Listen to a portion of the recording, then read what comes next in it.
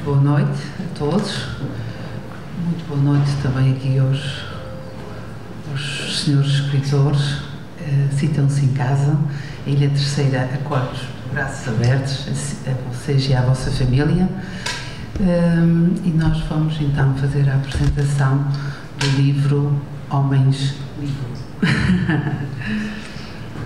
Sem a pretensão de ser um relato histórico ou a descrição cronológica de eventos ocorridos durante o seu período de funcionamento, Homens Livre é o apelo à memória individual e coletiva das bibliotecas itinerárias Gulbenkian, implementada na segunda metade do século anterior. Esta importante valência alterou significativamente o panorama cultural de um Portugal obscuro encismado, oferecendo às populações o acesso ao conhecimento por via dos livros e da leitura. Através de documentos textuais e fotográficos pertencentes aos acervos pessoais dos bibliotecários itinerantes Bento Ramírez e Carlos Marta, únicos ainda em atividade, que transmitiram desse período de um conto de escritor Rui Guedes. Também ele, bibliotecário itinerante de uma série de 3 entrevistas a antigos encarregados de biblioteca do continente, Açores e Madeira, realizadas pela escritora Patrícia Carreiro, de um documento inédito da autoria de Armando Carmelo, encarregado da Biblioteca Itinerante Gulbenkian, número 33. No Redondo é Letras Lavadas, responsável pela edição deste trabalho literário. Permite ao leitor uma perspectiva intimista dos laços estabelecidos entre as diferentes franjas da sociedade e estes incógnitos veículos. O livro conta ainda com uma nota introdutória da Presidente cessante do Conselho de Administração da Fundação Gulbenkian, doutora Isabel Mota, realçando factual e estatisticamente o papel desempenhado por este serviço na comunidade desde a sua criação, em 1958, até a sua extinção, em 2002. Vamos começar pelo escritor Bento Ramírez. Estudou Geografia e Ciências Documentais na Universidade de Évora. Desenvolve no Conselho de Redondo um projeto de alfabetização e educação sénior, S+, com a Biblioteca Itinerante de Redondo BIR, num território de baixa densidade, promovendo a leitura, a escrita e a oralidade, numa ligação próxima com as comunidades locais, recolhendo e partilhando os saberes que só o tempo sabe contar, fundindo a biblioteca com a paisagem na Fundação Gulbenkian. Desempenhou funções de encarregada de biblioteca itinerante em Tavira, Moura e Redondo. Carlos Marta fez o seu percurso académico História da Arte e Ciências Documentais na Universidade de Coimbra. Bibliotecário itinerante desde 1981, iniciou-se profissionalmente na Fundação Gulbenkian, hoje é responsável pelo Departamento Cultural e pela Biblioteca Itinerante da Fundação ADF de Miranda do Corvo. 4 décadas a percorrer montes e vales, promovendo a leitura e combatendo medos, permitiram um conhecimento claro do território e uma intervenção profunda com a comunidade que serve. Diretor de programas da Rádio Doença de 1986 a 2005. E por fim, não menos importante, Rui Guedes, escritor, autor dos livros infantis Ri o Joaquim com Cócegas Assim, 2016, e Ao Fundo da Minha Rua, 3 contos, 2017, ambos editados pelas Letras Coisas. Em 2020, viu lançado o seu primeiro trabalho literário para o público adulto, intitulado Traço Contínuo, publicado pela editora Novembro. Participa regularmente na revista cultural Ovion Paredes e é também voluntário na Cultive, Associação de Ideias para a Cultura e Cidadania, promovendo e mediando diversas iniciativas de inclusão através da leitura e da arte em estabelecimentos profissionais e instituições de cariz social. Uma salva de palmas.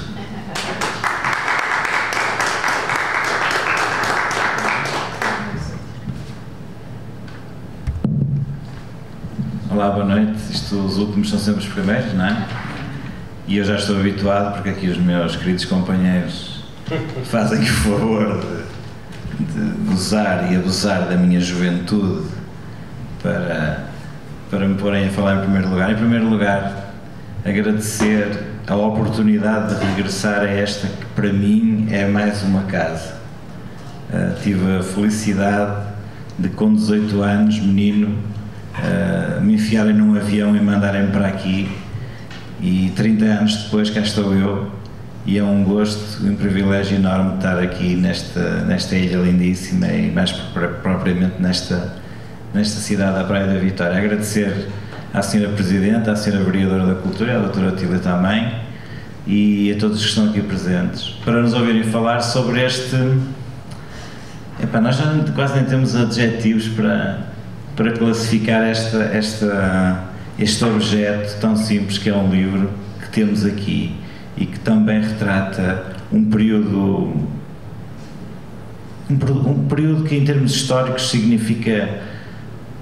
significa muito daquilo que faz de nós os portugueses que somos hoje. Se calhar não por aquilo que fomos, porque somos filhos desses portugueses que viveram nesse período e que nos foi transmitido quase que textualmente aquilo que era vivido nesse período. Isto porque nós estamos a falar de um livro e este livro tem, acima de tudo, testemunhos de pessoas que viveram e sentiram na pele, na primeira pessoa, muito disto que nós hoje, a miúdo, vamos rebuscar, que tem a ver com a questão da ditadura e dessas questões da privação da liberdade, principalmente da liberdade escrita. E eles estão aqui representados neste livro, e depois é complementado com os testemunhos de 3 intervenientes que provêm de diferentes geografias do nosso país. Estamos a falar do continente, dos Açores e da Madeira. O testemunho também e a intervenção da Sra. Presidente cessante da Fundação Gulbenkian, que acedeu a este nosso desafio, quase como se diz na nossa boa gíria, sem pestanejar, não é? Porque há muita coisa escrita sobre as bibliotecas itinerantes Gulbenkian, muitas teses de mestrado, muitas teses de doutoramento, mas havia muito pouca coisa que documentasse aquilo que estava escrito, principalmente textualmente e graficamente, com recurso às fotografias que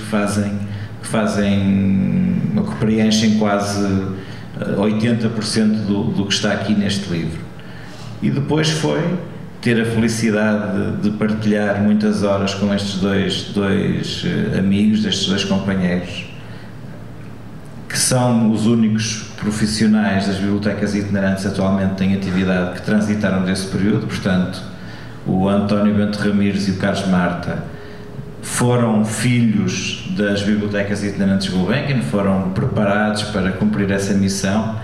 E eu estou aqui também um pouco como funcionário de uma biblioteca itinerante, mas que sou o autor neste livro de um conto que é no fundo também, sem ter vivido, eu ficciono sobre esse período, sem nunca o ter vivido, apenas na perspectiva do leitor, porque eu fui leitor da biblioteca itinerante número 15 de Valongo, que era a biblioteca que fazia a minha área de residência.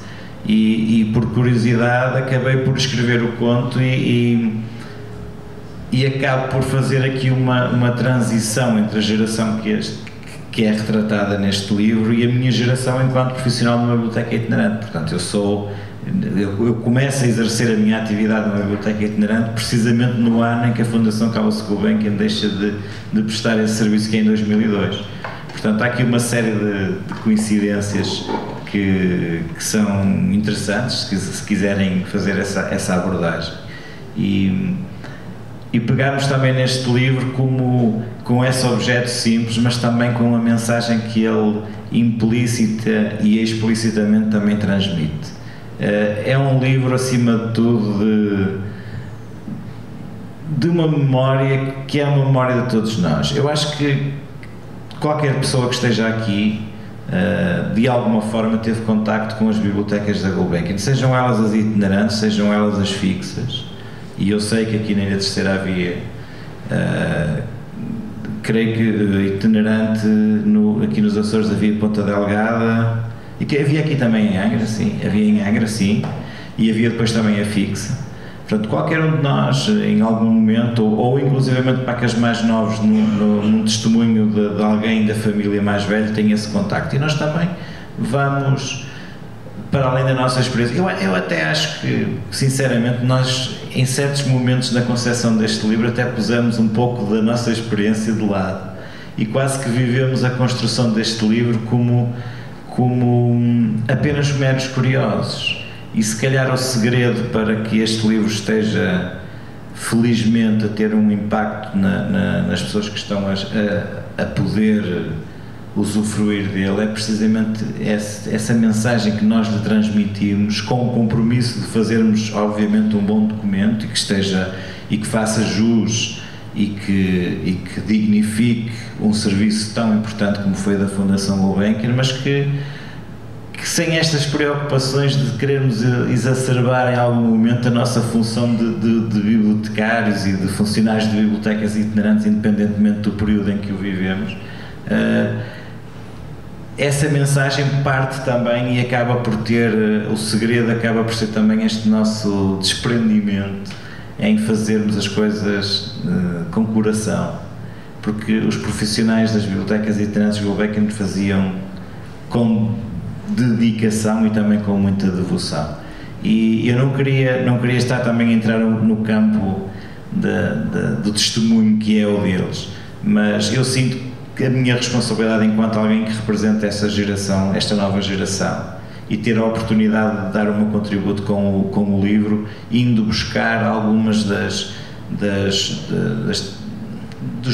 métodos, das rotinas que eram utilizadas nesse período, que eu só tive contacto enquanto, aí está, como leitor e não como profissional, mas foi o suficiente para eu também me ir inspirando e poder ter a minha participação neste projeto, que muito me honra, que já é o meu quinto livro, já é o quinto livro em que eu participo e sinceramente tenho um especial prazer em falar sobre ele, porque também mexe muito comigo e conforme os meus colegas também irão testemunhar, foi algo que para nós não queremos que seja, eu costumo dizer que nós não, desculpem lá, eu digo isto na brincadeira entre os três, mas este livro não é nenhum cânon, nem nenhum dos seus autores quer ser canonizado, só por ter escrito o livro.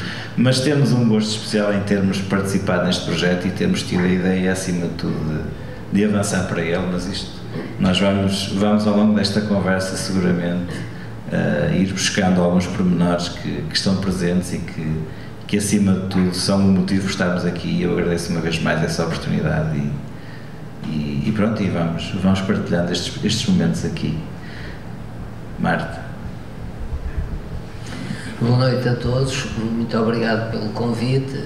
O que é que eu posso acrescentar mais? O Rui tem sempre esta coisa, quer sempre ser o primeiro a falar, que é para dizer tudo, não é bem como ele disse, mas pronto, nós ficamos com aquele bocadinho que há para dizer.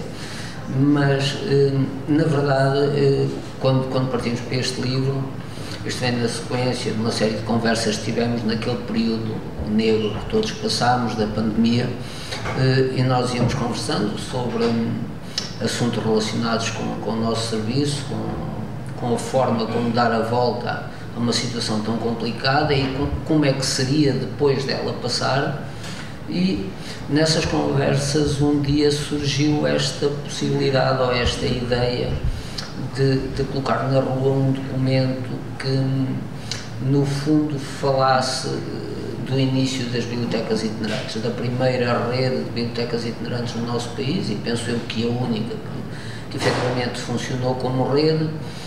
E na verdade, tanto eu como o Bento fizemos parte dessa rede da Gulbenkian. O Rui é mais novo, naturalmente, como ele contou a história dele, ele foi leitor de uma biblioteca dessas e hoje é profissional de uma biblioteca itinerante mais recente. Nós juntámos ali algumas ideias, todos nós temos muitas histórias do que passámos com os leitores, muita memória. Eu terei ainda mais, tanto eu e o Bento, por dois motivos distintos. O Bento trabalhou com um dos primeiros funcionários da Gulbenkian e eu também, e curiosamente era o meu pai, que começou mesmo em 1959. Portanto, todos nós temos muitas histórias, umas nossas, outras dessas pessoas mais velhas, e na altura realmente era difícil escolher uma história ou várias histórias para o livro. Felizmente surgiu o conto do Rui, que não tendo sido um funcionário da Gulbenkian, mas o conto dele, que é um conto excelente, no fundo identificava-se exatamente com o que são os leitores de uma biblioteca itinerante, as relações intergeracionais, porque é que os leitores vão buscar livros, como é que os leem, o que é que sai daí. Portanto, nós achámos que para já íamos e foi utilizar o conto dele e depois pegar na documentação que nós tínhamos, documentos originais com autorização da Gulbenkian, obviamente, e isso já era um princípio e já dava pano para mangas. Mas depois surgiu a ideia também da Patrícia de pegar em 2 ou 3 funcionários que felizmente ainda estão vivos. Um deles é o meu pai, que tem 98 anos, fez na terça-feira passada, e fazer umas entrevistas em que eles contassem efetivamente a realidade daqueles primeiros tempos e as dificuldades que era vir para o terreno com um serviço destes, porque hoje digamos que é mais fácil, ou é muito fácil, mas se nós recuarmos a 1959, nós vivemos em plena ditadura e vamos imaginar agora uma aldeia, seja do continente, seja das ilhas, isolada, e de repente aparece lá uma carrinha a distribuir livros.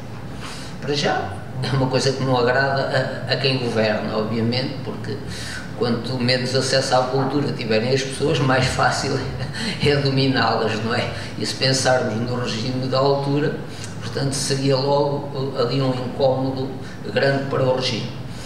E quem vai para o terreno vai encontrar muita dificuldade, é preciso, obviamente, ter muita coragem, ter capacidade de responder a algumas provocações. Nós temos um colega nosso, um ex-colega não, ele faleceu infelizmente, que trabalhou no norte do continente e que um dia o padre fez-lhe uma espera e queimaram-lhe os livros, não é? Fizeram um auto de fé, queimaram-lhe os livros, não é? Portanto, isto eram situações muito complicadas de ultrapassar. E, de certo modo, neste livro, esses testemunhos contam algumas dessas histórias e algumas das dificuldades, o problema das estradas, de chegar às populações, da desconfiança das populações, às vezes motivadas por outras pessoas, outras vezes das próprias pessoas, não é? Desconfiadas. Então chega aqui alguém para nos oferecer livros gratuitamente. Portanto, tudo isso faz parte desta história da Gulbenkian, que nós, de certa forma, através dessas entrevistas e das fotografias, passamos aqui a ideia. Aliás, as fotografias, se vocês observarem, as próprias fotografias, cada uma delas praticamente conta uma história. Mulheres com batas para tapar as roupas sujas, homens com calças de fundilhos, crianças descalças. Portanto, isto retrata, obviamente, a época. Felizmente estamos melhores, não estamos completamente bem, até porque as crises cíclicas complicam a vida, mas na verdade este livro conta essa história, mas é também, na nossa perspectiva, uma palavra de esperança para que as pessoas entendam que continua a ser importante as bibliotecas itinerantes, porque são elas que vão aos sítios mais isolados, às pessoas mais idosas, que não têm capacidade económica, que têm dificuldade de se deslocar, aos meios maiores para chegar às bibliotecas ou para comprar livros, porque as pessoas ganham pouco, têm salários baixos, têm pensões mais baixas, e tudo isso faz parte do que é este livro. E depois poderemos falar de outras coisas, também não quero monopolizar, o vento hoje de castigo ficou para o fim. É sempre assim. Mas é verdade, Carlos. Verdade, Rui. Muito obrigado. Em primeiro lugar, agradecer, Sr. Presidente, Sr. Vereador. Muito obrigado. Fantástico. Fantástico aquilo que tem ali fora. Entramos ali, a primeira coisa que sentimos é efetivamente aquilo da qual vimos hoje aqui falar. É a presença dos livros. É por isto que nós estamos cá. E é por isto que nós queremos que o livro continue a ser importante. Falávamos há pouco, trocávamos aqui umas pequenas palavras, e a importância que tem o livro em formato de papel. Hoje estamos na era do digital. E quando estamos na era do digital temos uma coisa que o telemóvel, a rapidez e tudo aquilo que estes meios de comunicação nos trazem. Mas o livro tem um aspecto fantástico, que é o facto de o tato que ele nos provoca, a sensação que ele nos provoca. E este livro tem uma característica, como boa parte dos livros naturalmente tem ali, tem a característica de que nós sentimos e apropriamos-nos do objeto livre. E este festival também tem um bocado esta noção. Entramos aqui e somos, digamos que, absorvidos por esta energia que está em torno do livro. Mas este livro que tenho aqui nas mãos tem uma coisa muito engraçada, que diz assim, na contracapa: quando o homem não procura o livro, ou porque não tem condições para comparar, ou porque habita longe dos centros populacionais, o livro tem de procurar e interessar o homem para o servir, quer instruindo-o, quer recriando-o. Estas palavras foram proferidas pelo Dr. José de Azeredo Perdigão em 1958, que foi o primeiro presidente da Fundação Carlos Gulbenkian. E esta ideia, acho que é uma ideia que assenta, acima de tudo, naquilo que era a filosofia que a Fundação Gulbenkian teve. Ou por outra, nós tínhamos a noção que, e naquela altura estes homens tiveram noção, que estes homens que foram os primeiros homens livres, tiveram a noção que era importante levar a cultura em forma de livro a um território, como o Carlos Marta dizia, e vocês se imaginarem, hoje, toda a rede viária, e só basta irmos por aí. Eu já vou falar naquelas carrinhas, as chamadas carrinhas, as Citroën de chapa ondulada, que percorriam o país e percorriam as ilhas, com todas as dificuldades que isso representava nessa altura. E estes homens tiveram esta noção de levar os livros às pessoas e partilhar com eles aquilo que era o conhecimento, quer instruindo-os, quer recriando-os. Que ao fim e ao cabo é aquilo, quando nós temos responsabilidades dentro das comunidades, é de certa forma isto. Isto é que vai fazer com que nós nos consigamos perpetuar em termos sociais. E isto também tem esta vertente geográfica e tem esta vertente também antropológica e sociológica também. A cultura acaba por conseguir congregar todos estes fatores que estão aqui associados para fazer com que o homem não perca as raízes em relação à comunidade que representa. Eu há pouco dizia ao Sr. Presidente que eu giro lançar aqui o repto. E o repto é tão simples quanto isto. Cada vez mais, quanto mais globalizados nós estivermos, mais noção vamos ter que temos que entender aquilo que é as nossas raízes e as nossas comunidades. E eu falo isto de uma forma absolutamente simples, pelo facto de eu trabalho na comunidade onde eu sou de uma comunidade relativamente pequenina, o Redondo, e comecei a perceber a determinada altura que eu ainda não conhecia aquela comunidade.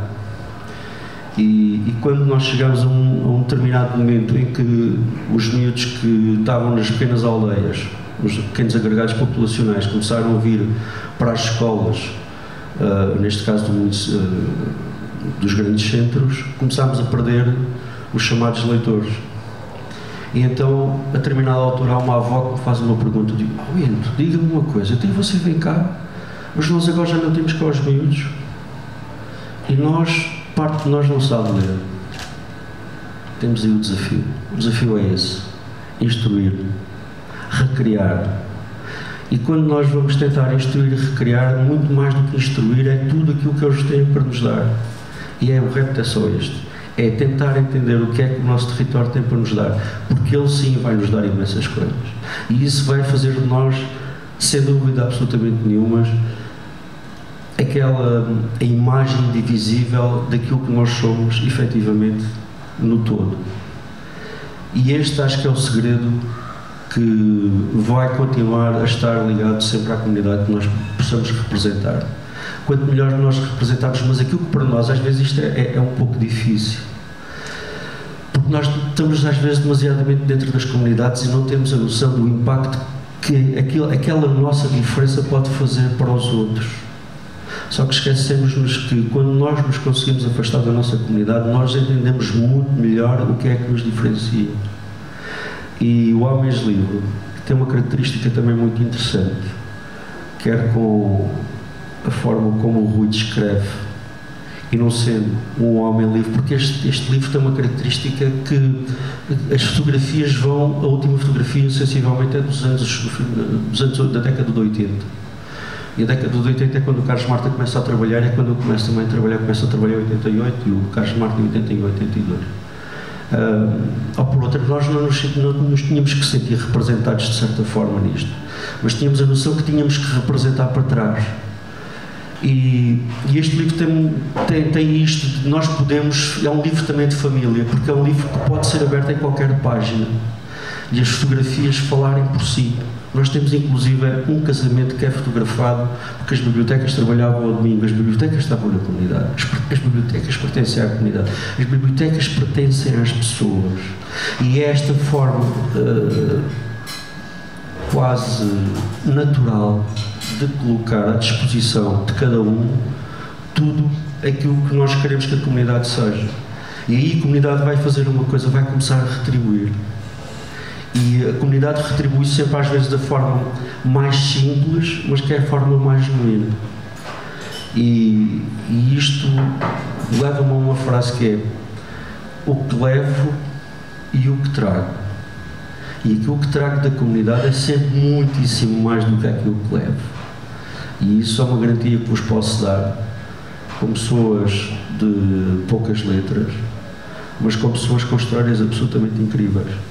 E a experiência que tenho dos anos que tenho trabalhado e daquilo que me resta de trabalhar, tenho a certeza que vai ficar muito por fazer. E tenho a certeza que a comunidade tem sempre coisas para nos retribuir.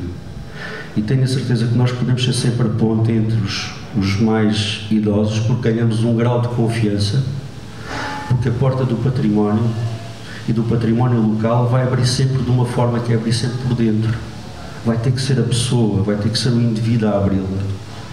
Porque esse património só vai ser conhecido a partir do momento em que as pessoas queiram dar. E as pessoas só se dão depois de nós nos darmos. E acho que esta é uma mensagem assim, para não monopolizar até muito mais a conversa, acho que pode ficar aqui. Não sei, Rui.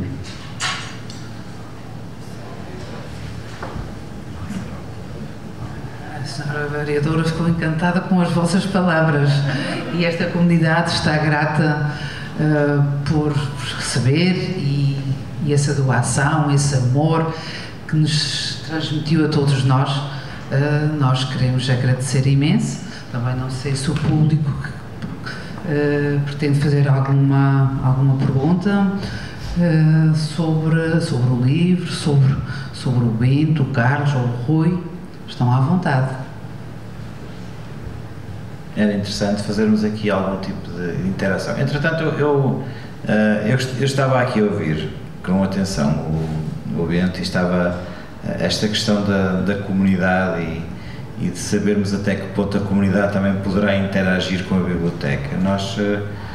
Nós temos noção de que este livro, para além desse tal apelo à memória individual e coletiva, é também, acima de tudo, um elemento de identificador das pessoas que sentem que estas bibliotecas tiveram essa presença. Eu estava-me a recordar aqui de um momento em particular que foi, muitas destas fotos foram recolhidas, a maioria no final dos anos 50, princípio dos anos 60, por aí, acima de tudo da década de 60, e eu lembro-me quando cheguei a casa com o livro, quando finalmente recebemos o livro, a minha mãe, que nasceu em 1951, estava a ler o livro e estava-me a transmitir uma interpretação muito sociológica, demográfica, do que estava retratado nas fotografias, e eu achei isso curiosíssimo, porque a minha mãe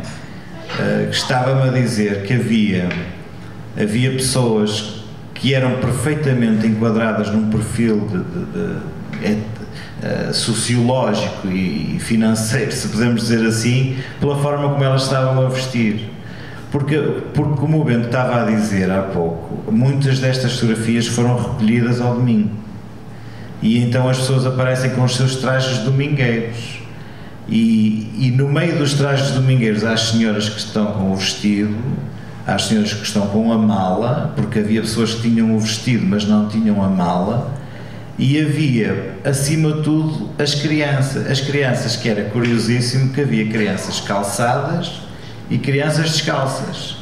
Mas dentro das crianças descalças haviam os descalços ricos e os descalços pobres. Eu disse, mas como é que é possível? Ninguém é descalço por opção. Eu disse, não, porque era tão comum haver pessoas descalças naquela época que havia miúdos que por opção se descalçavam.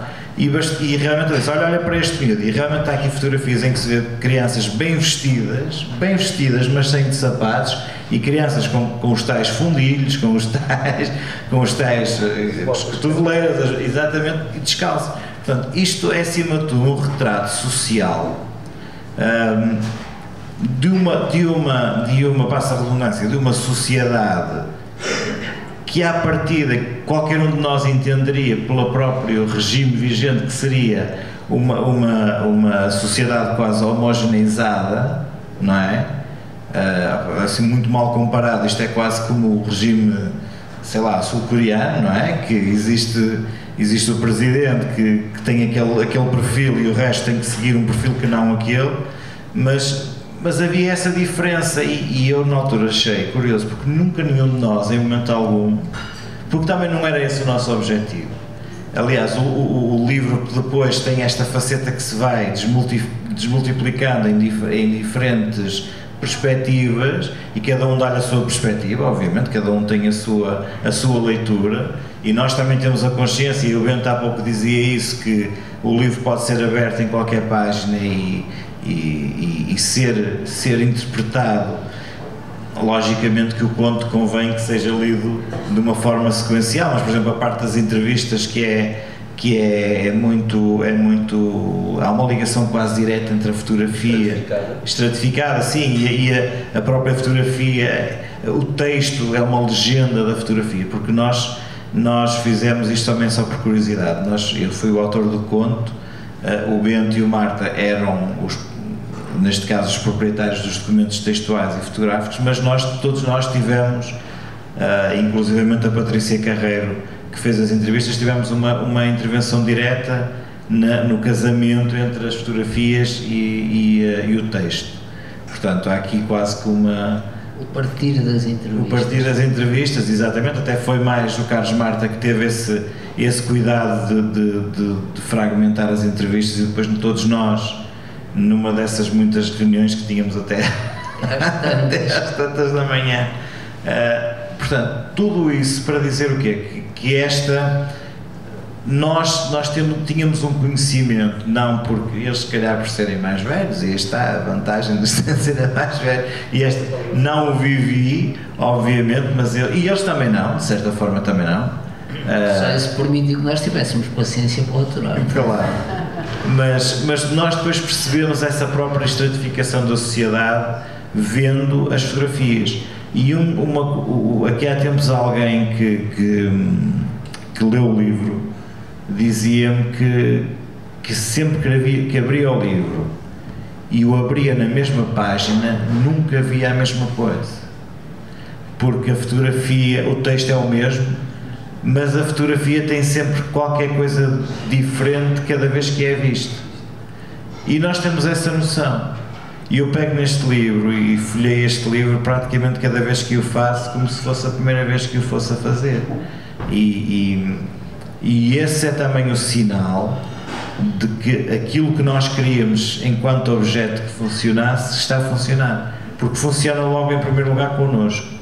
E eu creio que quem tiver contacto com ele, eu tive a felicidade também de estar em Ponta Delgada há 3 semanas, na apresentação que foi feita no Arquipélago de Escritores, e o Nuno Costa Santos disse uma coisa interessantíssima, que foi, ele pegou no livro e disse-me: Rui, tu tens a noção da dimensão nacional que este livro tem, não é? Na dimensão que este livro tem em termos de projeção, não só de uma época, mas de... Rui, peço desculpa, só dizer uma coisa.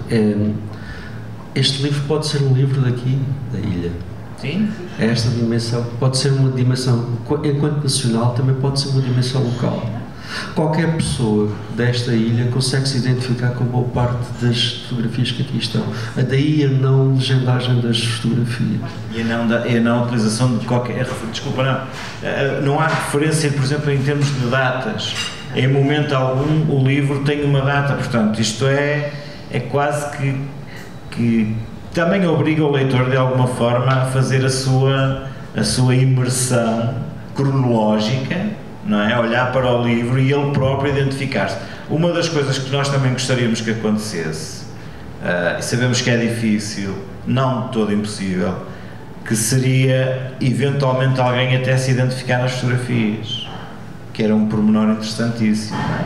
E eu vejo pelo exemplo que a minha mãe deu na conversa que tive com ela. Há ali fotografias essencialmente de crianças, estamos a falar da década de 60, finais da década de 50, 60, que terão hoje 60 e muitos, 70 anos, portanto há uma probabilidade, e nós gostávamos muito que isso acontecesse, que agora o leitor pegasse no livro e concluísse, porque eu costumo dizer, e somos todos, para também não estar aqui a alongar muito mais, a nossa missão aqui neste livro acabou. O livro está concluído. A partir do momento em que nós recebemos a prova do livro, verificamos o livro e dizemos: a nossa missão aqui acaba. Agora, nós andamos um pouco atrás do livro, ou seja, ele segue o seu caminho, ele tem o seu itinerário, ele faz jus às bibliotecas itinerantes nesse aspecto, porque tem um itinerário que não é conduzido por nós, mas nós vamos um pouco atrás dele. Estamos aqui hoje porque ele nos trouxe aqui. E é essa faceta quase itinerante e eu vou utilizar uma expressão que não me levem a mal, quase vagabunda, no bom sentido, como se a carrinha se tivesse destravado, carregada de homens livres, e nós fôssemos atrás dela, não para assegurar, mas para ainda se calhar darmos um empurrão, e essa questão é interessantíssima. Aliás, eu gostava muito que nós tivéssemos aqui também um pouco esta interação, e era interessante que vocês também nos dessem algum feedback, porque é disso também que nós gostamos, dessa provocação. Nós, as bibliotecas itinerantes são realmente a interação com as pessoas que lá vão. E acrescentar só 2 ou 3 coisas, o Rui falou aqui daquela questão dos descalços ricos ou os descalços pobres, e falou no facto da biblioteca trabalhar aos domingos. Eu efetivamente nasci um domingo e o meu pai estava a trabalhar, só soube que eu tinha nascido quando chegou às 8 da noite a casa. É verdade. Mas outra coisa, a propósito disto dos descalços, é muito engraçado, pode-se ver em algumas fotografias. Mesmo durante a semana, as pessoas escolhiam a melhor roupa para ir à biblioteca, mas o que acontece, e em algumas fotografias é visível, é que as pessoas não tinham assim tanto calçado, e então vão com uma roupa melhorzita, mas vão com as botas todas rotas. Acontece isso, vê-se em algumas fotografias. Em relação à proximidade e à relação muito chegada que as bibliotecas itinerantes tinham com os leitores, ainda hoje isso acontece. Ainda agora aconteceu-me aqui uma coisa curiosíssima. Eu tenho uma leitora que terá perto de 70 anos, portanto a nossa biblioteca fez 62 e ela foi sempre leitora, desde o início. E ela gosta muito de banda desenhada. Acontece que ultimamente não aparece assim tanta banda desenhada no mercado. Ela volta e meia, até porque é de uma aldeia muito isolada, pergunta-me, como eu estou perto de Coimbra, se consigo arranjar alguma banda desenhada. E hoje, curiosamente, ela ligou-me, não sabia que eu estava nos Açores e voltou-me a falar disso. Já foste a Coimbra e tal. Eu disse, olha, não, mas estou nos Açores e há aqui uma feira do livro. Incrível, há os livros que ela quer. Então eu fui ali, tomei nota, amanhã vou-lhe ligar a perguntar se ela já tem os títulos, se não, mas isto a propósito realmente desta ligação muito próxima que nós temos e que acontece com todos. Eu tenho uma aldeia onde só tenho uma leitora, que é a tia Lucinda, e quando a tia Lucinda não está em casa, ou me deixa os livros pendurados numa saca na porta para eu os trocar, ou deixa a chave na porta e eu entro e deixo os livros em cima do sofá e trago os outros, ou então nem trago nenhuns porque ela não leu os outros, mas eu deixo de mais 4 ou 5. Portanto, a relação também de confiança, não é? E que leva a que depois possamos fazer-se o trabalho que o Bento faz, neste caso, de alfabetização, de a recolha de histórias, de poesia. Ele não falou aqui, mas pode a seguir contar. Ele tem 2 ou 3 pessoas de idade, poetas populares extraordinários, de improviso, que ainda agora, quando fomos apresentar o livro Redondo, à terra dele, um desses senhores tinha uma série de quadros sobre o nosso livro, uma coisa extraordinária. Portanto, esta missão, eu costumo dizer que no fundo é uma missão que nós temos, de andar de terra em terra, a levar livros, a promover o livro e a leitura. Tem também um dos retornos é exatamente este, é a confiança que as pessoas depositam em nós para nos poderem contar coisas ou até disponibilizar, no fundo, coisas são muito pessoais, não é? Este homem é um poeta popular, eu podia ficar com aquilo para ele, mas não. Ele tem o gosto de depositar numa pessoa de confiança que é o Bento, que aliás já lhe editou uma brochurazinha. Não sei se queres adiantar alguma coisa. Já fizemos vários, vamos fazendo nos cadernos, e aquilo daí eu dizer a importância da comunidade. Nós, se conseguimos quanto mais mergulharmos dentro da nossa comunidade, mais vamos conhecer, mais vamos ter a oportunidade de conhecer um conjunto de coisas, porque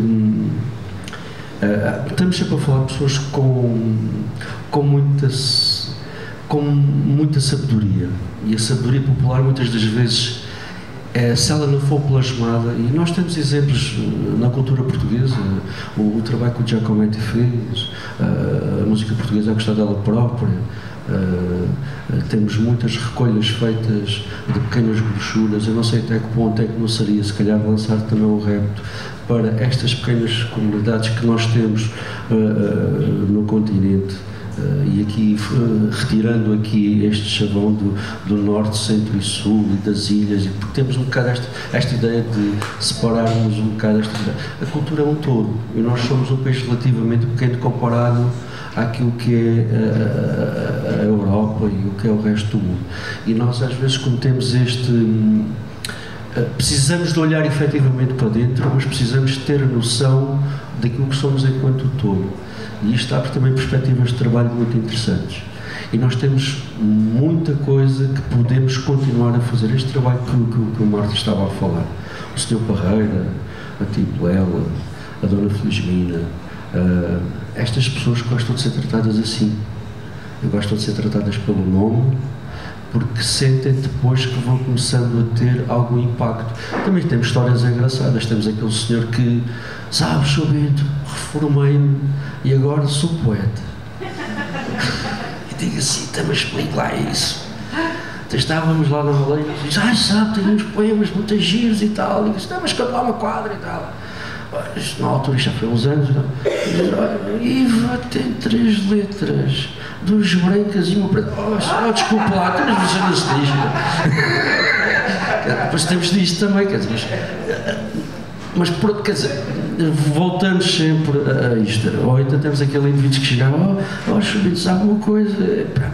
Você tem livros, não tem? Tem. Precisava aí de um livro para fazer mal ao meu vizinho. E olha para ele e diz, você para fazer mal ao seu vizinho? Se calhar melhor é arranjar-se uma coisa, ou não sei. Mas era um livro e tal. Então falava-me no livro de São Cipriano, supostamente que ia fazer. Bom, as histórias destas nas bibliotecas, isto era todos os dias, era a toda a hora. Com os ciganitos, com as comunidades que de vez em quando aqueles livros que desaparecem, histórias de livros de indivíduos que colavam etiquetas e que nos traziam os livros, está aqui o livro e tal, mas este livro não é nosso, mas como é que você sabe? Portanto, há todo aqui um conjunto de ideias que, como é que isto é possível? Para resumir, isto só é possível porque nós estamos presentes na comunidade. Eu lembro-me uma vez, estava num bairro que era o Alto Rhodes em Faro, que é um bairro que era ao lado ali do estado do Fortes. Eu trabalhava em Tavira e viemos trabalhar no Alto Rhodes. O Alto Rhodes, eu tinha tido já 3 ou 4 experiências no Alto Rhodes. Uma das experiências tinha sido um indivíduo que chegou lá e disse assim, olha, eu quero me inscrever e tal, mas quero levar o livro. E depois de escolher o livro diz-me, olha, eu vou levar o livro, mas não lhe o trago. Fica assim, tu é que sabes. E nós íamos lá mês a mês. E o miúdo foi, tipo de género, pensava que ele ia oferecer resistência e tudo mais. E o miúdo foi. Bem, ao fim do mês não me apareceu. Ao fim do segundo mês volta-me a aparecer. E volta-me a aparecer e diz-me uma coisa. Nós tínhamos acabado de chegar ao bairro. Era verão. Era verão. E de tarde, 4 e tal da tarde, nós chegámos lá ao bairro. E o miúdo vem direito a mim e eu pergunto, então, mas vais-lhe trazer o livro? Não, Chubento, vá ali para dentro do café que isto vai aqui vezaragate.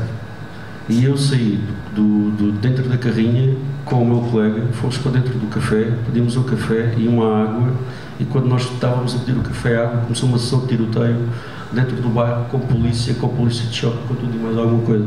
Ora vejam, um indivíduo que supostamente me diz que me vai roubar um livro e que depois, 2 meses depois, vai ao pé de mim e que me diz para eu sair dali, para ir para dentro de coisa, acho que está tudo dito.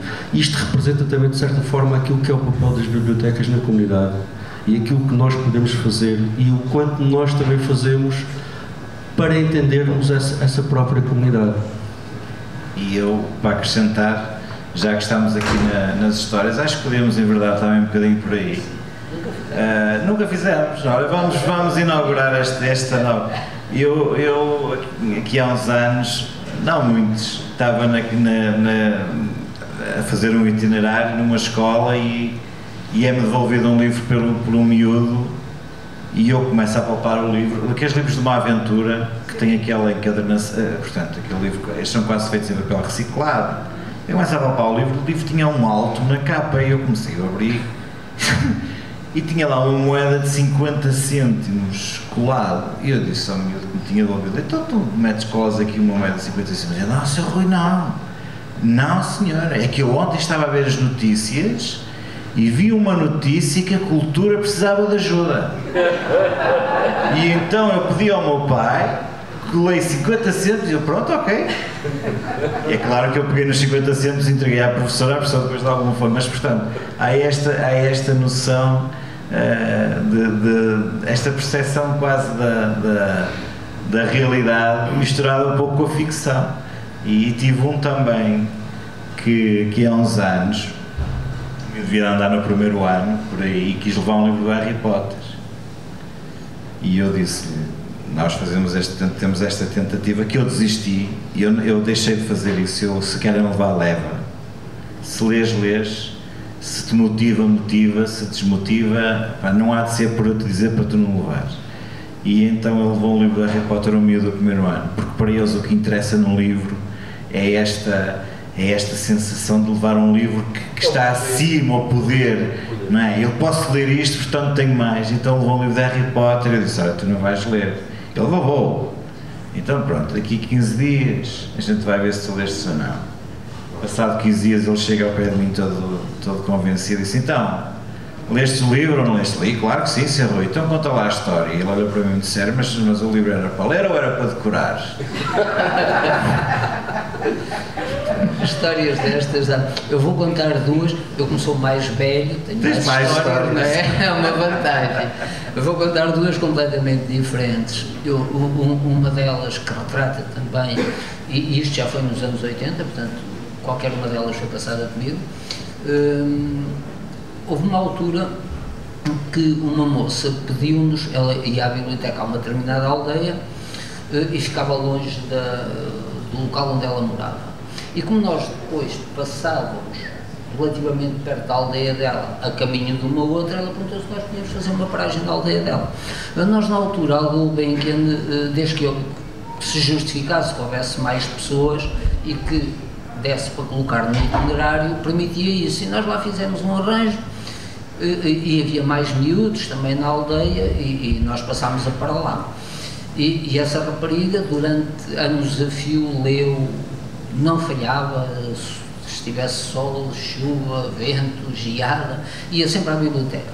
Até que um dia chegou lá, entregou os livros e disse-me que não queria levar mais. E eu fiquei absolutamente surpreendido. Não levas mais? Nada e tal. Não, estamos sempre desde. Eu vou casar e meu marido quer que eu deixe de ler. Portanto, mesmo nos anos 80 havia situações destas. Outra situação muito curiosa, também mais ou menos perto dessa aldeia, noutra ponta da mesma serra, da Serra da Lausanne, um dia aparece-me uma senhora já de idade, portanto, eu na altura tinha 22, 23 anos, talvez, ela de idade, ela teria 45, 50, por aí. Não é? Agora é ao contrário, agora estou eu velho já. E a senhora chegou lá, normalmente levava sempre um ramaço ou dois, e desse chegou lá e disse-me, não podíamos escolher aí um livro um bocadinho diferente deste? Eu não posso. Então, mas diga-me lá, o que é que quer? Era um livro. E eu, então, mas quero conto? Não. Aí estivemos ali naquele impasse e eu não conseguia perceber o que é que ela queria, ela também não queria explicar. E eu, de repente, bate-me assim uma coisa e vou assim, mas queria uma coisa de educação sexual. Era isso, que é para ver se melhora a relação com o meu marido. A vergonha da senhora ficou muito corada. E nós, por acaso, tínhamos 2 ou 3 livros sobre educação sexual e eu acabei por lhe emprestar um. Mas isto também, há sempre esta coisa. Mas a pessoa acabou por ter confiança e pronto, e depois disse que sim. Mas há muita história destas. Vocês já viram que isto é... Eu peço imensa desculpa. Nós estamos aqui e naturalmente já nos queria ter... Mas nós começamos a falar, isto é um livro só com 3 autores, isto depois cada um. Mas é isto. Esta ligação e esta paixão com os livros e a importância que a leitura acaba por ter é enorme. Porque o trabalho que nós fazemos com a mediação da leitura e quem perdeu algum tempo para nos vir ouvir vai perceber por certo que uma conversa com o escritor, com o autor, neste caso nem é tanto isso, é muito mais esta história da mediação. E eu pergunto, quando a leitura não é entendida desta forma, enquanto mediação e enquanto nós fazemos chegar ao outro, porque a leitura vai nos distinguir pela forma como nós vamos obter mais prazer quando estamos a fazer este ato isolado. Isto, para me centrar numa pequena coisa, não vos vou roubar muito mais tempo. A leitura é um ato isolado e tem esta característica. Nós precisamos, com esta velocidade toda, tudo acontece, quando nós paramos e abrimos um livro, é só por si um ato de pré-meditação, depois de interiorização e depois de consumação, porque podemos nos recriar dentro daquela leitura que estamos a fazer, podemos nos encontrar, podemos nos desassossegar.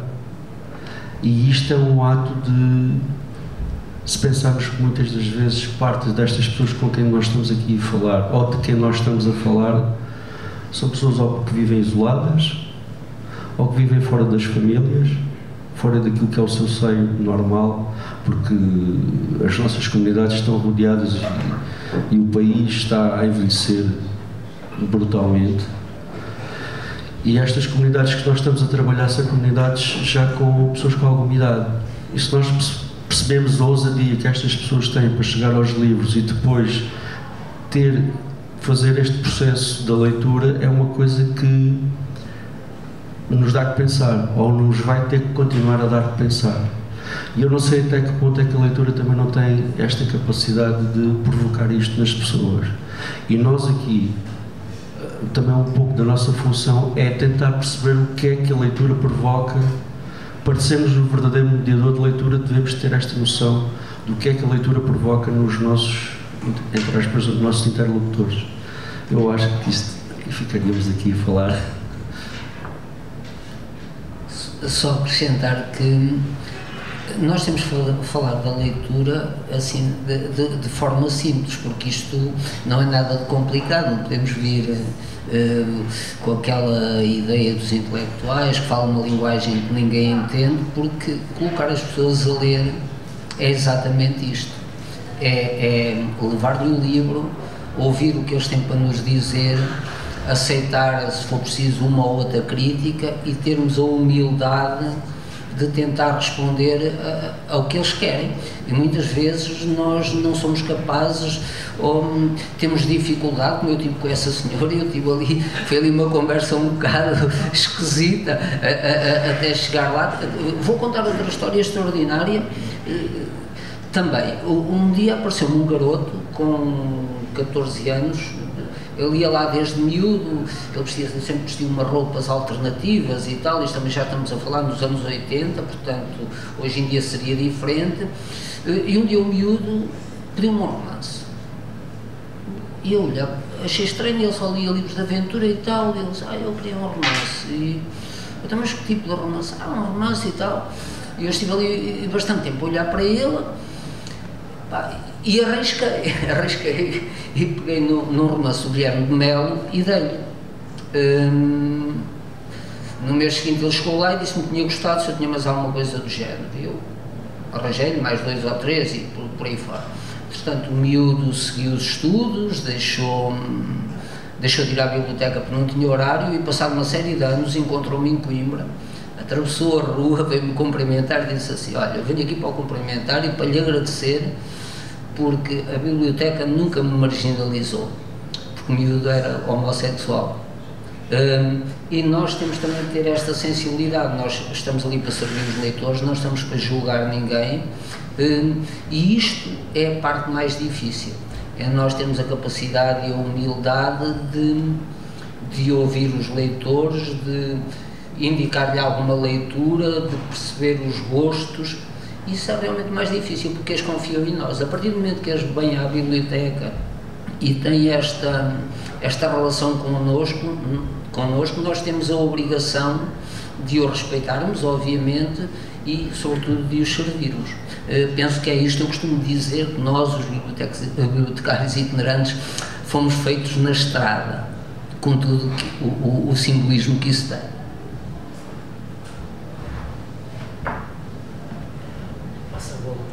Eu acho que sim, eu acho que já demos tempo suficiente, lancei um bocado de repto para ver se alguém queria lançar-nos também a provocar-nos de alguma forma, porque nós vamos nos provocando uns aos outros, mas chega a um ponto que a provocação tem os seus limites, não é? Não sei, acho que era interessante ouvirmos o nosso estimado público colocar-nos alguma questão, que eu adoraria, pelo menos da parte que me toca, e falo para os meus colegas também, darmos a nossa resposta. Acho que era. Somos bibliotecários itinerantes, estamos aqui para tudo, já dá para ver que nós respondemos a qualquer questão. Sabes, Rui, eles estão inibidos? Ok. Não, nós podemos ficar. Histórias são. Eu não tenho propriamente uma questão para fazer, mas gostava de, e faça este momento destas pequenas histórias, de partilhar convosco, e vai de encontro ao gosto pelos livros. Eu, a semana passada, encontrei um senhor que me cumprimentou na rua e disse-me, é a senhora Presidente? E eu disse, sou. E ele disse, eu peço desculpa de a abordar, gostava de a conhecer pessoalmente noutro momento que não este. porque estávamos num funeral. E eu, obviamente, que agradeci o gesto do senhor, mas conversei com ele. E ele disse-me, sabe, conheço-a da televisão. E mesmo assim vejo muito pouco, porque a minha paixão são os livros. E eu disse-lhe, olha, então sinta-se convidado, porque no final do mês vamos ter o Outono Vivo na Praia da Vitória e com uma feira de livro reconhecida. E ele disse, sim, certamente vamos nos encontrar por lá, porque eu transpiro livros. Portanto, achei estou a falar de um senhor de 80 anos, que entendeu que tinha que se justificar porque me conhecia da televisão e mesmo assim via pouco. E que aquilo que ele realmente gostava era de livros. Acredito que certamente será um visitante nosso, porque evidentemente, e nós na nossa apresentação de todo este momento, fizemos questão de dizer que tudo isto estava preparado, não dos 8 aos 80, mas para todas as idades.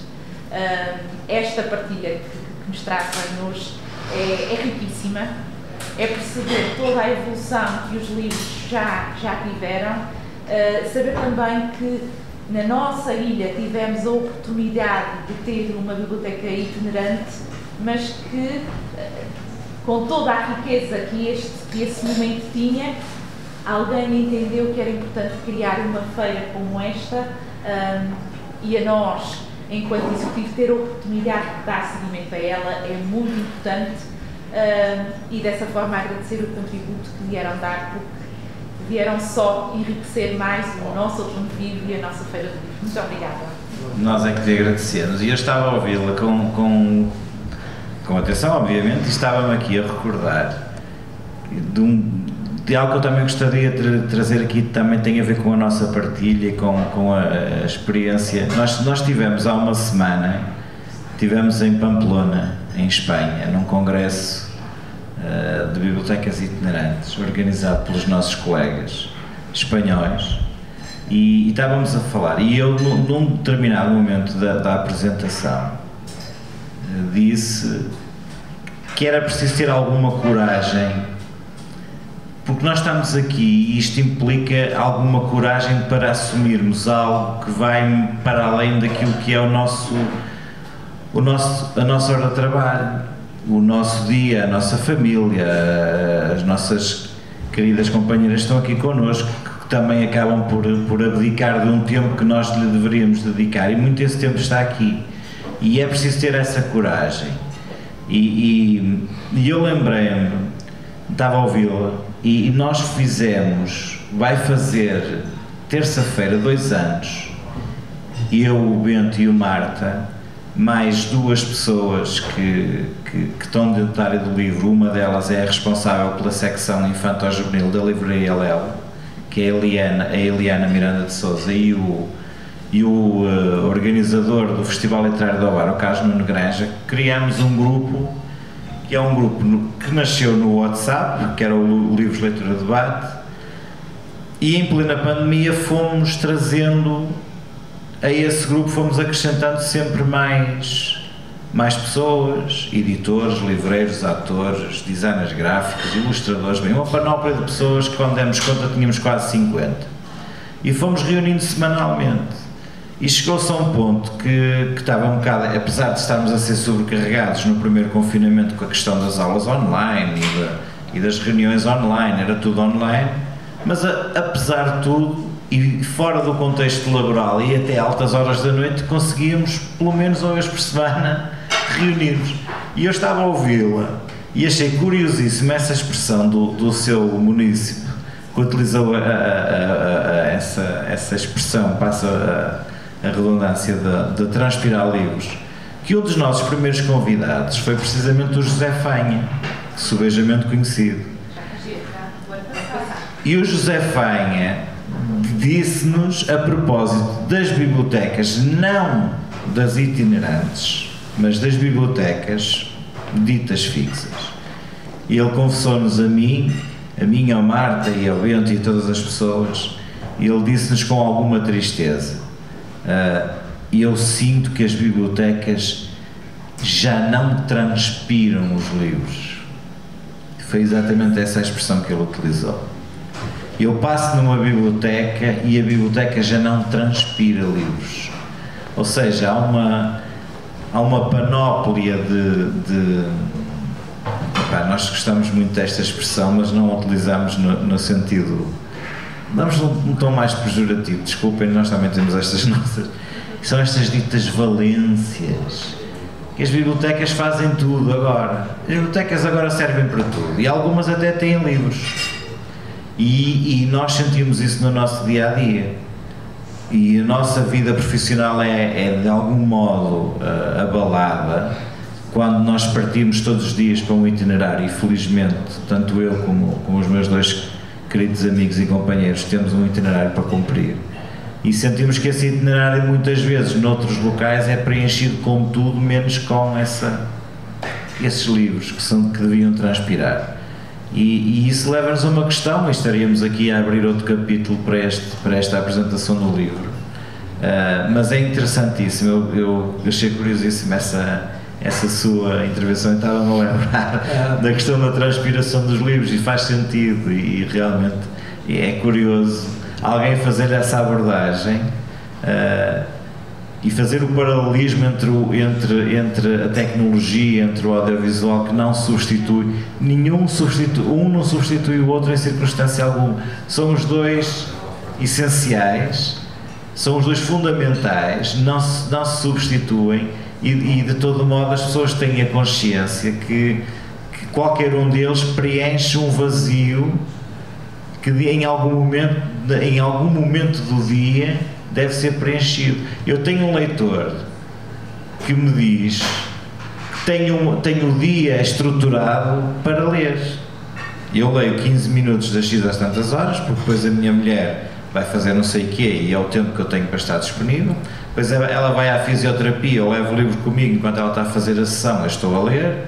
Depois eu venho, tenho que fazer o almoço, ela não está, eu faço o almoço, e depois a seguir ao almoço ela vai dormir e eu vou ler. Portanto, esta própria a construção do dia, da rotina do dia em função do tempo de ler, isto também depois transparece até para o próprio ato da criação e da escrita. Por exemplo, estou-me a lembrar, por exemplo, do António Lobo Antunes, que tem um horário de trabalho há não sei quantos anos para escrever, não é? Ele tem um horário, levanta-se às 10, das 10 ao meio-dia lê, do meio-dia ao meio-dia vai almoçar, das 2 às 7 está a escrever. Portanto, essa rotina, e é engraçado as pessoas terem essa rotina à volta de um objeto tão simples, não é? Principalmente alguém nessa faixa etária, que em qualquer momento... Eu também estou-me a lembrar, a propósito das faixas etárias, nós trouxemos também nesse grupo, porque isto nunca tinha sido debatido desta forma tão aberta e tão sincera, porque nós temos muitos leitores que se queixam do tamanho do tipo de letra, porque mesmo com os óculos, há muitos leitores, pessoas na faixa dos 70, 80, 90 anos, que felizmente nós temos, que não conseguem ler, acham o tipo de letra, a mancha tipográfica é exageradamente pequena e não conseguem ler. Então nós chamamos alguns editores à conversa e fizemos-lhes ver: vocês têm... é horrível, eu tenho livros, por exemplo, na biblioteca itinerante onde eu trabalho, que eu já não empresto há meses ou há anos, porque... aqueles livros de livros de bolsa, dos livros de bolsa Europa América, não, aquilo é pequeniníssimo, aquilo já ninguém consegue ler aquilo, não é? Portanto, e são estas questões que é muito mais fácil. E aqui também isto dá-nos um gozo especial. É muito mais fácil eu ter um leitor que não consegue ler, é muito mais fácil dizer: vocês em vez de ler, olha, eu vou-lhe dar aqui outra coisa qualquer. É muito mais fácil fazer isto do que dizer assim: não, você agora vai ler, eu vou-lhe arranjar aqui outro livro com o tipo de letra, aguenta. E é muito mais difícil fazer isso e a seguir convocar 5 ou 6 ou 7 editores e dizer: não, vocês têm que parar isto. É muito mais difícil isso que dizer: pronto, olha, você em vez de ler vem aqui fazer outra coisa qualquer. Mas esta que é a questão, e aqui centrando, este é que é o papel que o bibliotecário deve e pode ter, porque o bibliotecário acaba por estar dentro de todo o processo da criação do livro. quer junto do escritor, quer junto de quem o divulga, de quem o produz, neste caso que é o editor, e depois até quem o manufatura. Esta história da dimensão parece uma coisa de soberbos. Nós tivemos, na semana passada, tivemos a Pamplona, uma das questões que estava lá levantada era, eles agarraram num conjunto de clássicos e a única coisa que fizeram foi ampliá-los. E quando os ampliaram, começaram a perceber que esses livros começaram a ter outro tipo de saída e começaram a ter muito mais aceitação. E eu pergunto, quando nós queremos, que é o exercício que o Rui estava a dizer, quando nós queremos efetivamente levar os livros às pessoas, temos que entender o que é que as pessoas querem. Mas nós precisamos de criar manobras para os afastar dali, porque seria relativamente fácil. Quer dizer, desde os vídeos, desde os audiolivros, também há experiências com audiolivros, e eu pergunto, não é? Os audiolivros, que era o que um colega nosso nos dizia, mas o audiolivro é aquilo que eu estou a ouvir, toda a gente está a ouvir. Mas o ritmo que eu tenho da minha leitura, quando eu faço a leitura para mim, eu tenho o meu próprio ritmo, do meu próprio entendimento. Sou eu que dou ao livro a minha própria interpretação. E esta é aquela que é a magia que a escrita nos traz. Mas, como vos digo, nós somos meros difusores daquilo que os autores fazem. Aquilo que nós fazemos enquanto bibliotecários é, de certa forma, clarificar ou encurtar muitas das vezes as dúvidas que estão em torno da dificuldade da leitura, da interpretação da própria leitura. Nós temos essa obrigação. Por isso nós fazemos parte daquilo que é a cadeia do livro. E quando nós sentimos que fazemos parte da cadeia do livro,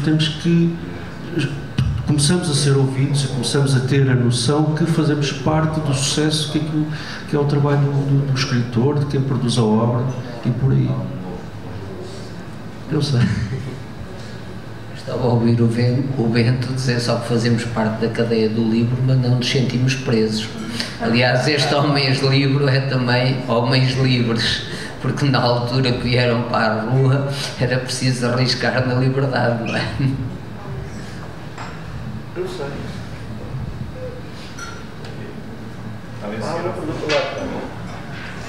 Ora bem, boa noite. Boa noite. Gostaria de agradecer a vossa presença e, para além disso, também a iniciativa de falar sobre a Fundação Carlos de Gulbenkian. Para mim foi extremamente importante na minha vida, porque desde sempre eu fui daqueles miúdos assim mais sossegadinhos, quer dizer, eu era traquinas, gostava de jogar futebol, mas também gostava de estar no meu cantinho de sossegado a ler uma coisa qualquer, desde que aprendi a ler. Antes de saber ler, já ia à biblioteca itinerante, que ia uma vez por mês à Vila São Sebastião de Monte-Solon, e parava na praça, e uns por curiosidade, outros só para ver o que é que se passava ali, e íamos entrando e íamos trazendo, pelo menos aquilo que tinha as gravuras mais interessantes, tal, isto antes de saber ler. Depois de saber ler, pois aí modificou, eu comecei a ler, pedi primeiro aos vossos colegas, que é um trabalho que aproveito para agradecer o trabalho que vocês fazem, e pedi aos vossos colegas também o que seria uma leitura adequada para a minha idade naquela altura, não é? Pronto, muito bem, eles iam me indicando e depois fui subindo a fasquia. Chegou a altura que aquilo havia um problema, porque a biblioteca só ia lá de 30 em 30 dias, ou seja, mês a mês. Mas eu comecei a ler os livros, sei lá, numa semana já tinha os 3 livros que eram, quer dizer, não podíamos estar mais de 3, era a regra aqui da nossa ida, pelo menos no Conselho de Angra. E eu comecei a fazer a escolha dos meus livros por volume, ou seja, os maiores aqui iam, os maiores, lá ia eu com um bracinho assim meio fraquinho e tal, mas ia criando ali uma musculaçãozinha com 3 volumes assim bem grandes, e lia lá os meus livros, no meu sossego, na minha calma e tal. Eu gostava muito de ler e gosto de ler ainda hoje em dia, um dos hábitos que mantive. Tenho imensos livros, espero sempre aqui pela Feira do Outono, que é uma das coisas que a Praia fez e fez muito bem, e espero que continue a fazer. E pronto, e quer dizer, fui-me embrenhando cada vez mais na leitura. Já cheguei ao ponto de ler assim 17, 18 calhamaços durante um ano, livros que, pronto, gosto de ler. Tenho vários autores que eu aprecio muito, desde os portugueses, Jessa Queiroz, até pronto, Fernando Pessoa, José Saramago, os estrangeiros, muitos bons, Zafon, infelizmente já faleceu com 40 e poucos anos, mas que ainda há pouco tempo li um livro dele, uma coisa fabulosa, A Sombra do Vento, não sei se alguém já leu, mas recomendo vivamente. E foi pronto, é uma paixão dos livros que se mantém até hoje e que se vai manter pela minha vida fora. E devo isso à Fundação da Luz do Benfica e às bibliotecas itinerantes que lá passavam. Escusado será dizer que eu persuadi os vossos colegas que cá vinham a encostar-me assim às escondidas. Eles diziam-me assim: é assim, eu não te posso encostar mais do que 3, mas tu vais a casa, vestes uma roupa diferente e vais cá buscar mais 3. Havia outro truque, era escrever o pai e a mãe. Fazia-se também isso. Pronto, era esse testemunho que queria deixar e da importância que de facto teve na minha vida. Muito obrigado. Eu acho que todos nos revemos um pouco no seu exemplo. Eu, por exemplo, no meu caso, eu era filho de um funcionário e ainda muito pequeno, meu pai levava uns livros para casa, a minha mãe contava umas histórias, mas quando eu fiz 6 anos e fui para a escola, o meu pai foi proibido de levar livros para casa, porque eu queria era à quinta-feira ir esperar a carrinha em frente à câmara, toda a tarde de brincadeira e a requisitar os meus próprios livros. E depois, claro, tal como diz, nós íamos subindo nas prateleiras à medida que a idade e aumentando. Portanto, eu acho que esse percurso é comum a muita gente, a todas as gerações, não é, que frequentaram as bibliotecas itinerantes. E havia então esses truques que eu recordo-me perfeitamente, mesmo eu utilizei, quando me aparecia algum miúdo que lia muito, eu dizia: pá, eu não posso emprestar mais de 5, no nosso caso era 5, mas inscreves o teu pai, ou a tua mãe, ou o teu irmão e passas a levar 10 ou 15, e era assim que funcionava.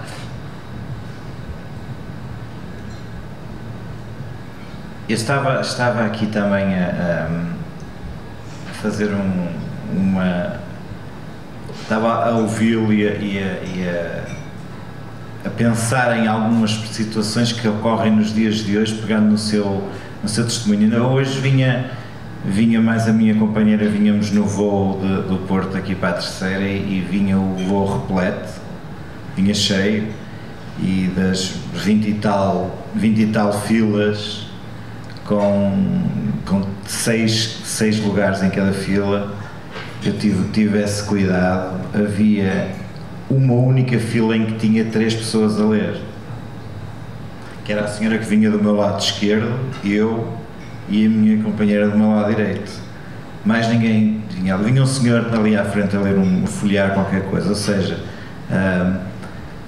nós também temos a noção dessa... Oh, Rui, desculpa lá, mas isso foi uma falha do bibliotecário itinerante. Pois não levou livros para o voo, não é? Não, isto é um pouco... Não, eu percebo essa tua provocação, mas é um pouco a realidade. Eu sei que por aquilo que eu ouço, que essa presença das bibliotecas Gulbenkian era de facto uma novidade, e isso tinha esse pendor na própria atitude das pessoas. Era novo, as pessoas iam.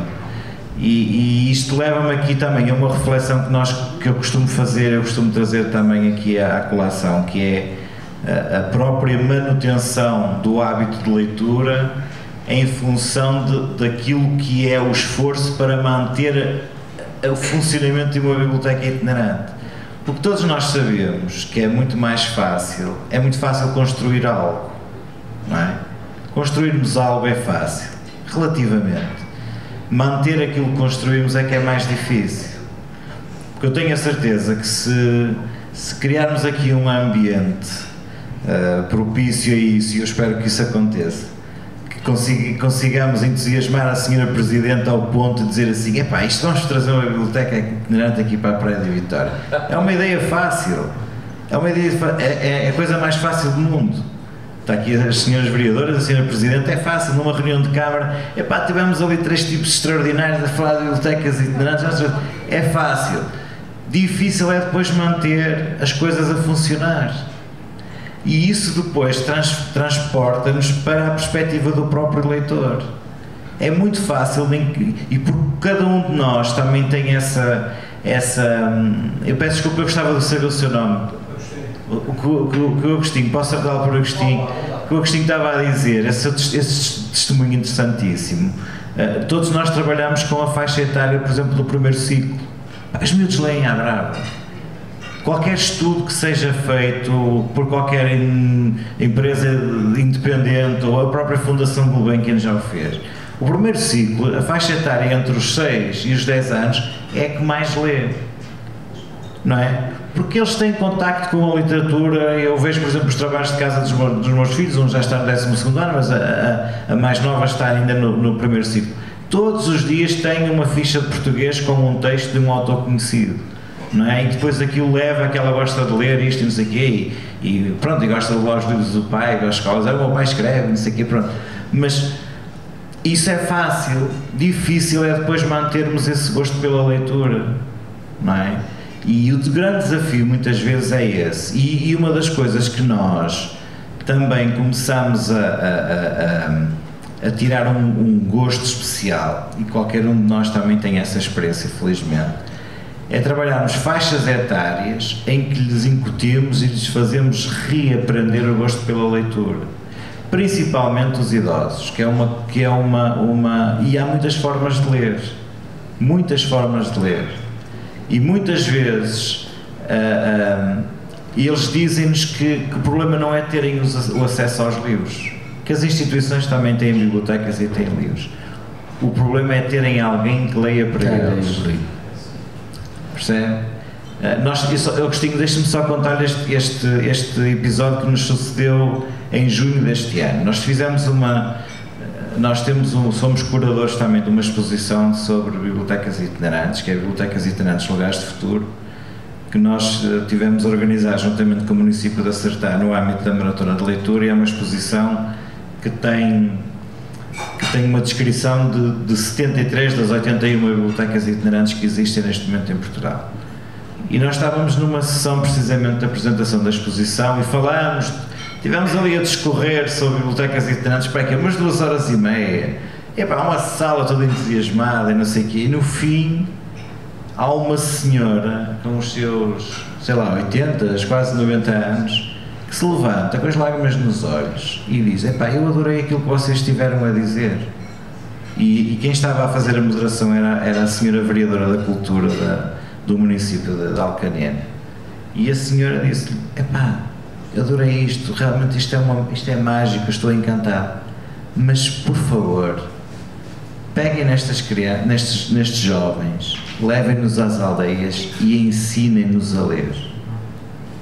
E nós ficámos uns 5 minutos, desculpem lá, as pessoas feitos parvos, olhámos para os outros assim, mas aquilo foi um murro no estômago que nós levamos, não é? E eu estava a ouvir com atenção aquilo que o Agostinho estava a dizer e aquilo que a senhora vereadora também falou em relação do leitor, que foi ter consigo. E isto deixa-nos a pensar. Nós chegamos ao fim do dia convictos que fizemos realmente uma coisa muito importante para alguém, mas depois há outra parte que nos diz: fizemos uma coisa muito importante, mas ainda não fizemos tudo. Essa é a questão. Mas só faz isto e só quem está dentro da comunidade. E a importância daquilo que o Agostinho estava a dizer, todas as artimanhas que se têm que arranjar todos os dias, porque nós, estando presentes na comunidade, não estamos com toda a comunidade. E se houver alguma coisa que nos impeça de sair de casa, é de perceber porque é que há pessoas que ainda não vêm à biblioteca, perceber porque é que há pessoas que ainda não leem, perceber porque é que há pessoas que ainda não foram tocadas de alguma forma pelo que é o trabalho que nós fazemos e pelo que muitas das vezes tem em torno, porque nós muitas das vezes seremos a cara daquilo que é um projeto cultural que está atrás de nós. E às vezes é preciso perceber onde é que está a falhar e que nós acabamos aqui, o plural disto é, nós só representamos parte daquilo que é o trabalho que está a ser feito na retaguarda, porque, e neste caso, estes pontos avançados de cultura têm quase a capacidade de fazer uma coisa em relação à comunidade, é trazer para dentro das estruturas físicas, estáticas, aquilo que a comunidade, de certa forma volátil, que somos todos nós, que é a sociedade, pede, ou por outra, nós somos também, de certa forma, aquilo que é, nós vamos acicatar aquilo que ainda é o erro, ou por outra, aquilo que ainda não fizemos. E esta capacidade, esta importância é fundamental. E nós estamos, este trabalho de rua, eu costumo dizer por brincadeira, há colegas nossos que trabalham em postos fixos, e o facto de se mudar uma cadeira ou de se mudar uma secretária, aquilo para eles é um dilema, porque há ali uma determinada hora do dia que aquilo é uma grande confusão. E nós não, nós chegamos a trabalhar na mesma manhã, trabalhamos em 2 sítios diferentes, e às vezes na mesma tarde em 2 ou 3 sítios diferentes. Esta capacidade camaleónica também é um pouco aquilo que a cultura é. Nós temos que ter capacidade para irmos à procura. Hoje é porque é poesia, porque eu estou numa versão mais poética, e acho que preciso de poesia, porque e às vezes um pequeno poema dá-me alento para isto ou para aquilo. Hoje estou numa coisa mais descritiva. Hoje até quero pegar num livro mais ligado à arte, à história. Quer dizer, há todo um conjunto de coisas que nós acabamos... Esta é a nossa presença, e isto é aquilo que nós queremos continuar a fazer, e é assim é que as pessoas entendem aquilo que é a nossa presença na comunidade. Muito bem. Não sei se tem mais alguém que queira... Não? Portanto, resta-nos agradecer ao Bento, ao Carlos e ao Rui, e podem ter a certeza, nós transpiramos as vossas palavras, a vossa missão, e somos muito gratos pelo vosso exemplo, pelo vosso testemunho e, sobretudo, pelo vosso amor aos idosos, aos jovens e àquelas pessoas. Ir ao encontro das pessoas que não sabem ler. Também acreditem que a vossa presença para essas pessoas é tão importante ou mais importante do que o livro. Muito obrigada e um bem-aja a vocês.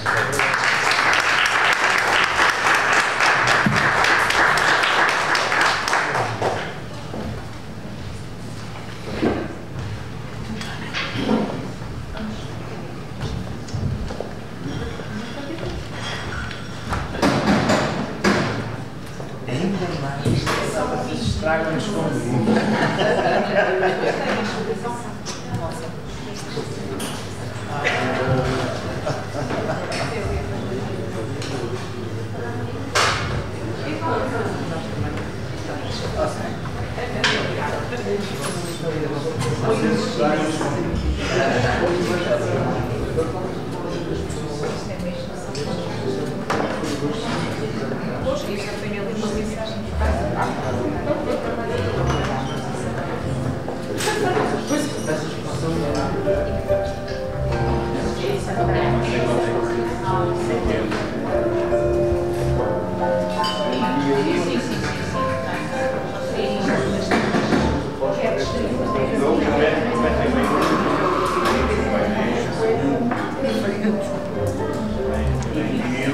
Agora